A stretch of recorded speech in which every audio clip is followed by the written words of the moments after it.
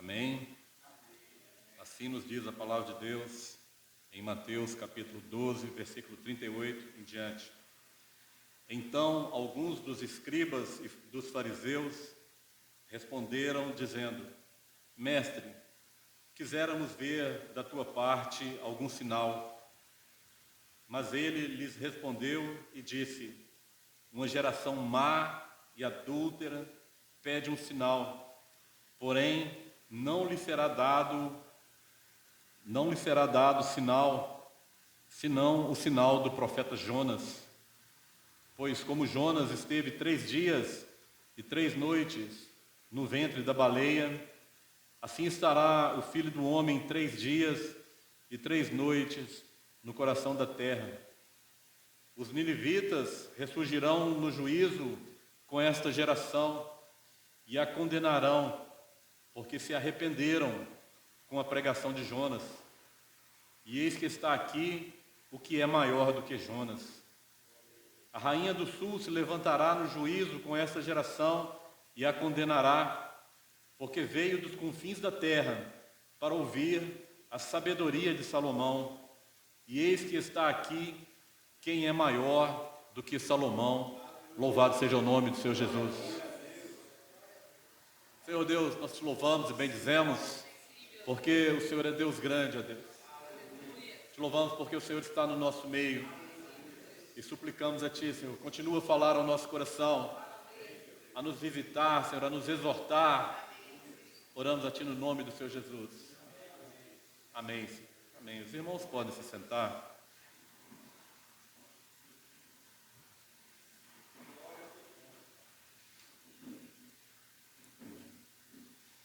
Irmãos, durante boa parte do ministério do Senhor Jesus,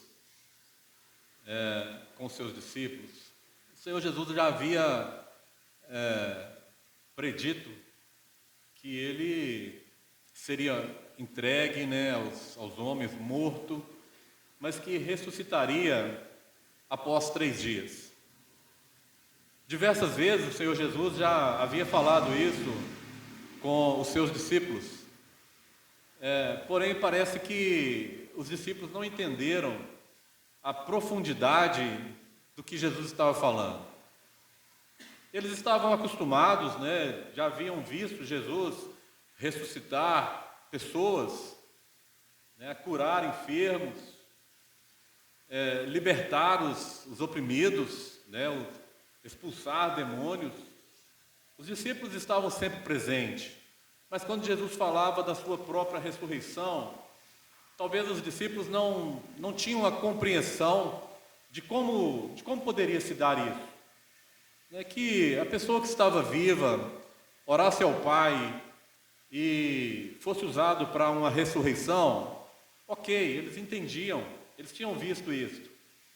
Mas quando Jesus falava que, estando morto, Ele próprio ressuscitaria ao 3º dia, talvez era difícil para os discípulos entenderem isso. Por isso nós vemos que após a morte do Senhor Jesus, nenhum dos discípulos creram nessa palavra. Nós costumamos a jogar pedra em Tomé, Tomé é o discípulo incrédulo, Ele falou para o Senhor, falou para os discípulos, para os amigos ali: eu só acredito vendo. E depois que eu ver, eu não acredito também não. Então Jesus se mostra a ele. E, embora ele vendo, não estava acreditando. Então o Senhor Jesus disse: Tomé, coloca aqui nas chagas, aqui, nas feridas a tua mão. Vê aqui o meu lado, aqui que está furado. Então aí Tomé passa a acreditar. Mas não foi apenas Tomé que não creu na palavra do Senhor. Nós vemos os 2 discípulos, quando estavam a caminho de Emaús, Jesus se aproxima. Obrigado.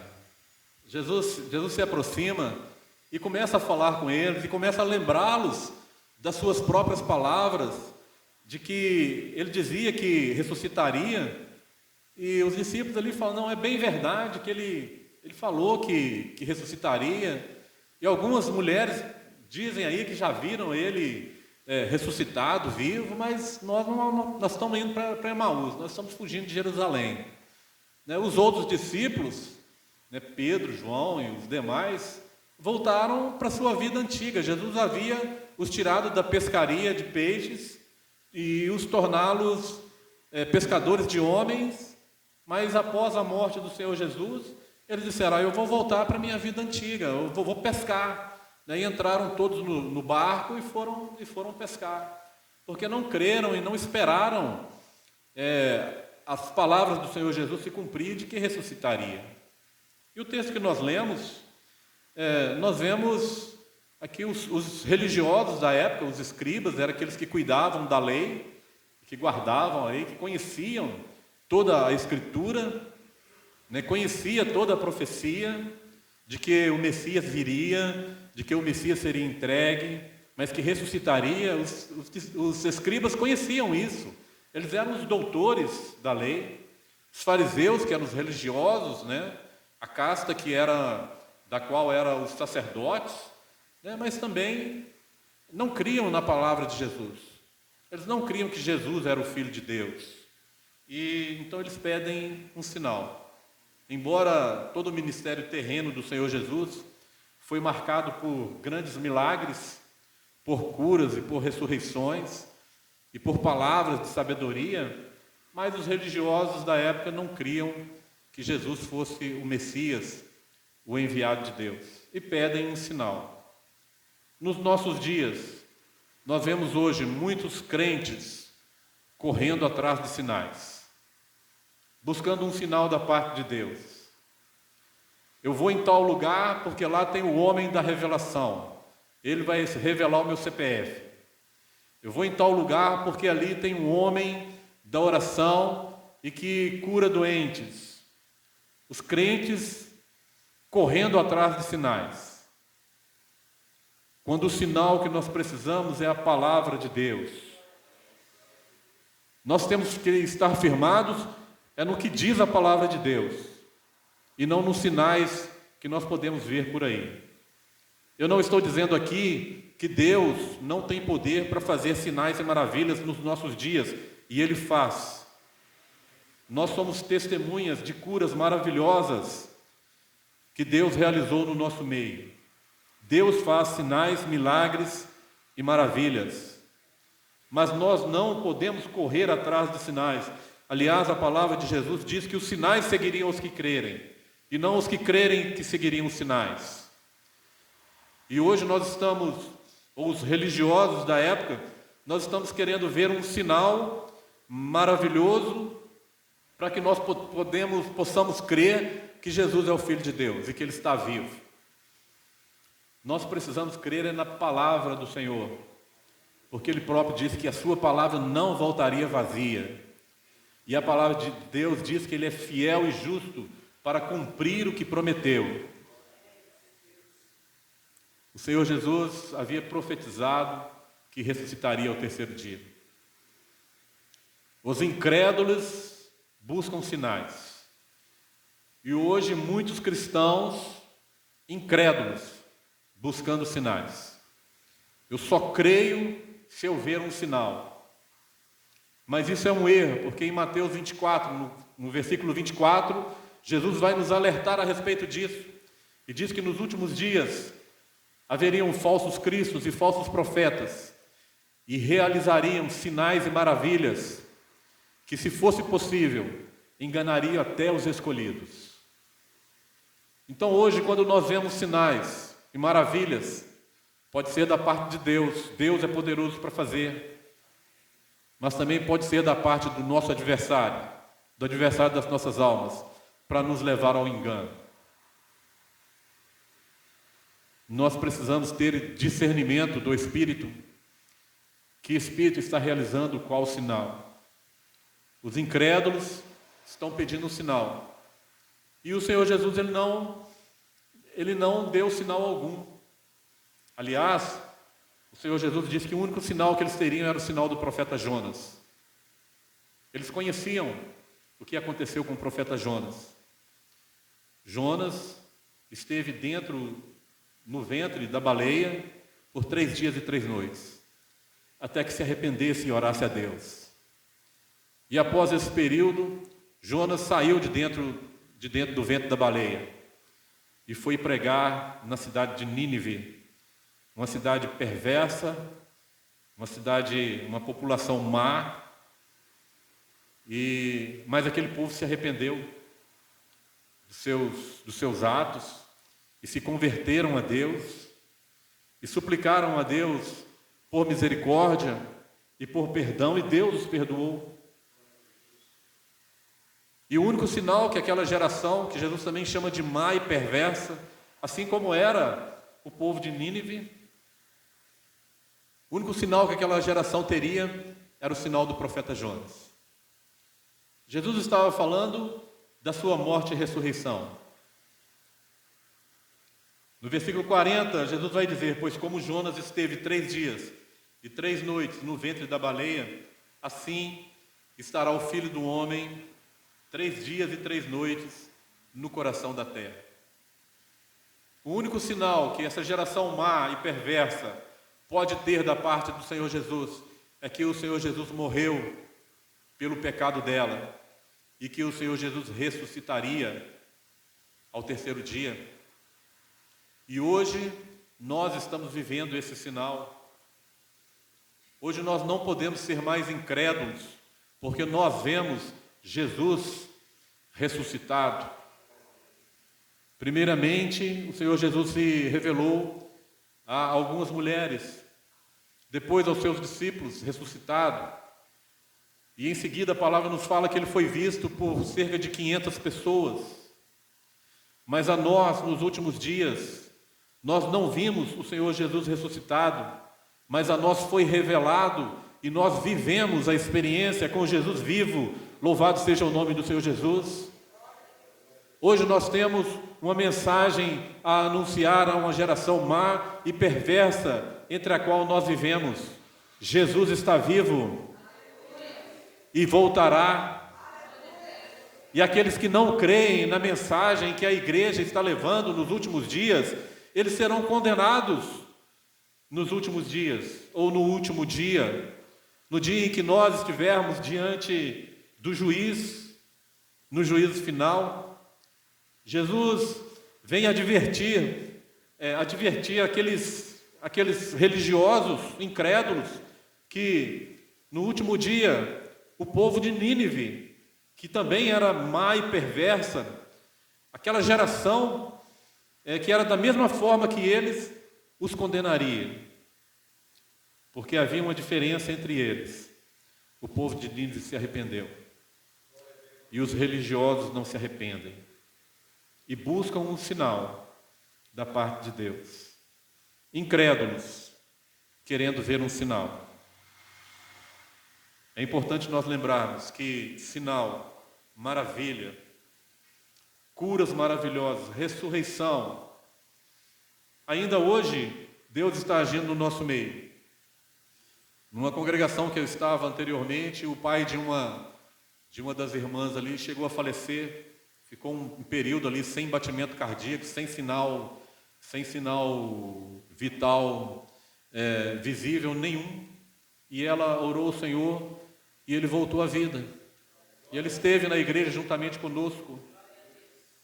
Deus tem realizado maravilhas no nosso meio, ressurreição de mortos, cura de enfermidades impossíveis aos homens, Deus está realizando. Mas é importante que nada disso salva esse senhor, cuja a filha era uma serva de Deus. Ele nunca aceitou o Senhor Jesus, embora tenha vivido um sinal. Então aqueles que andam procurando o sinal, correndo atrás de sinais, deveriam estar correndo atrás de salvação, atrás de se arrependerem. O que o Senhor Jesus exorta a esse povo é justamente arrependimento.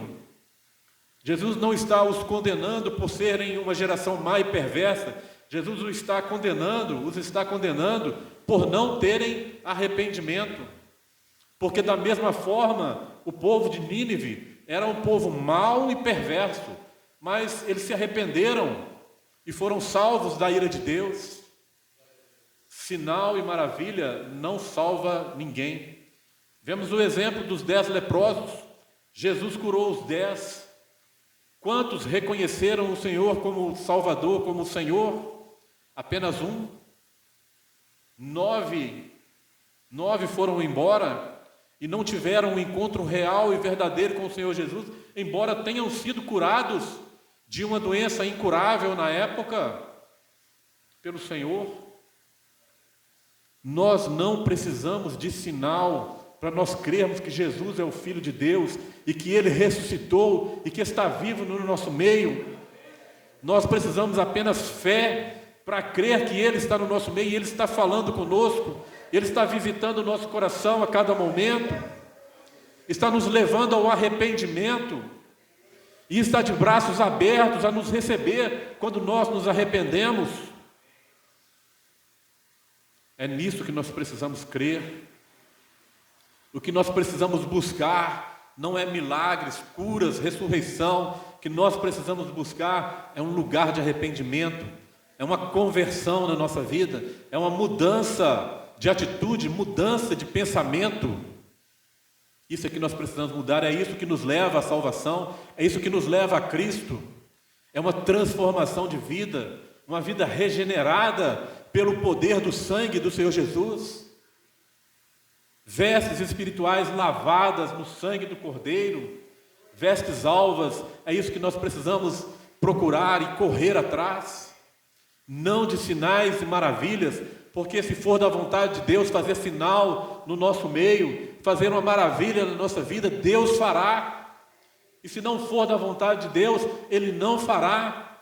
Mas o que nós precisamos buscar a todo momento é arrependimento e conversão, transformação de vida e novo nascimento.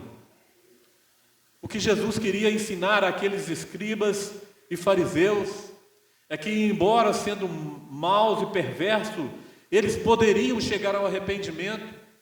Jesus cita o exemplo dos ninivitas, pessoas más e perversas que alcançaram a misericórdia de Deus através do arrependimento, de mudança de vida.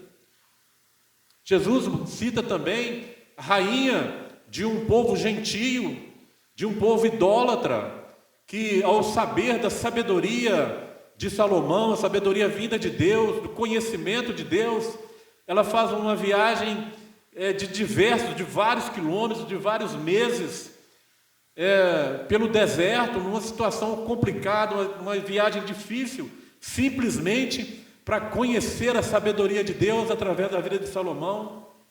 E hoje nós temos a sabedoria de Deus expressa na sua palavra, e muitos não fazem questão de buscar a sabedoria de Deus. O que Jesus estava exortando aqueles homens é justamente isso: buscar sabedoria em Deus. E onde está expressa a sabedoria do homem? É naquele que confessa que Jesus é o Senhor. A palavra de Deus fala que o temor do Senhor é o princípio da sabedoria. A nossa sabedoria está em temer a Deus, em servir a Deus, e servir não por obrigação, não buscando um resultado, seja ele para essa vida, seja ele financeiro, seja ele na saúde, não buscando resultado dessa forma, mas buscando servir a Deus porque nós o amamos, porque Ele nos amou primeiro. Então é isso que nós precisamos buscar, meus irmãos. Uma geração mal e perversa, mas que pode chegar ao arrependimento. E a igreja do Senhor, que um dia experimentou essa bênção de reconhecer que Jesus está vivo, que experimentou viver com Jesus, essa igreja, ela precisa anunciar a essa geração que Jesus está vivo e Jesus está com os braços abertos para aceitar o arrependimento e a conversão e a mudança de vida dessa geração. A geração ainda não está perdida. Essa geração no meio da qual nós vivemos, essa geração pode ser ovelha do Senhor. O próprio Senhor Jesus disse: ainda há ovelhas que não são desse aprisco, mas que eu hei de agregar a esse aprisco. A nós, igreja do Senhor, cabe anunciar, não milagres e maravilhas, embora nós anunciemos também, mas a nossa principal mensagem é: Jesus ressuscitou. está vivo no nosso meio. E o principal mandamento que o Senhor Jesus nos dá: anunciais até que venha. Nós não paramos de anunciar que Jesus morreu, mas que Jesus está vivo e que ele virá para encontrar com a sua igreja nos ares. E nós seremos arrebatados para essa união, para participar das bodas do Cordeiro e viver eternamente ao lado do nosso Deus. Louvado seja o nome do Senhor. A única coisa que nos garante isso é o nosso arrependimento e nossa conversão na presença de Deus. É a nossa transformação de vida, o nosso novo nascimento nos garante que um dia estaremos com o Senhor Jesus. Louvado seja o seu santo nome. E que Deus nos abençoe na sua palavra e que nós possamos buscar não sinais e maravilhas, mas arrependimento e transformação de vida. E que Deus nos abençoe. Bendito seja o nome do Senhor Jesus.